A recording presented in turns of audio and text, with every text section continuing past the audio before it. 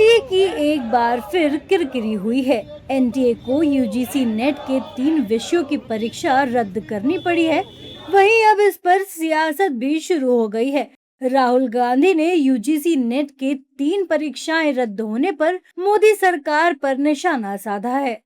राहुल गांधी ने एक्स पर लिखा, सोशियोलॉजी, इंग्लिश और कॉमर्स के लिए यूजीसी नेट परीक्षाएं 22 से 30 जून के बीच हुई। लगभग 2 महीने बाद एनटीए ने 3 परीक्षाओं को रद्द कर दिया क्योंकि उसने गलत पेपर सेट किए थे और पुराने सवाल दोहराए थे। हजारों उम्मीदवार जिन्होंने सालों तक तैयारी की, फॉर्म भरे, फीस दी और दूर दराज के सेंटरों तक यात्रा की, उन्हें अब सितंबर में ये सब फिर से करना होगा। गलती एनटीए करती है लेकिन सजा छात्र भुगतते हैं। एनटीए अभी भी असली सवाल का जवाब नहीं देगा। क्या परीक्षा से पहले ये पेपर लीक हुए थे? मोदी सरकार के बाकी सभी विभागों की तरह एनटीए कभी नहीं मानती कि उसकी गलती है। गड़बड़ी वाले बाकी सभी पेपरों की तरह मुझे पूरा यकीन है कि इसके लिए किसी की जवाबदेही तय नहीं होगी।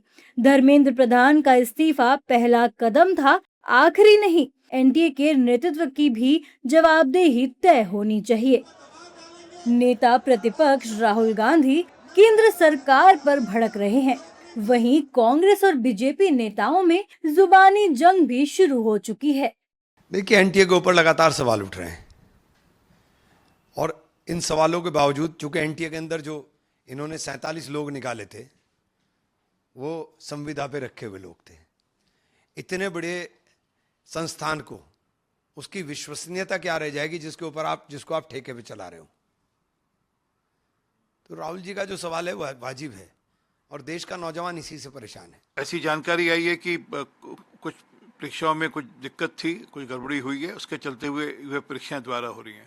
यूजीसी नेट के अभ्यर्थियों का सबसे बड़ा सवाल यही है कि आखिर दोबारा होने वाली परीक्षा का खर्च कौन उठाएगा।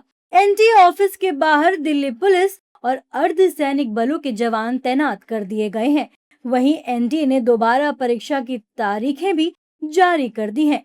ये परीक्षाएं 9 और 10 सितंबर को होंगी। 9 सितंबर को इंग्लिश का पेपर सुबह 9 बजे शुरू होगा। 9 सितंबर को कॉमर्स का पेपर दोपहर 3 बजे से होगा। 10 दिसंबर को सोशियोलॉजी का पेपर सुबह 9 बजे होगा। छात्रों को दोबारा कोई फीस नहीं देनी होगी।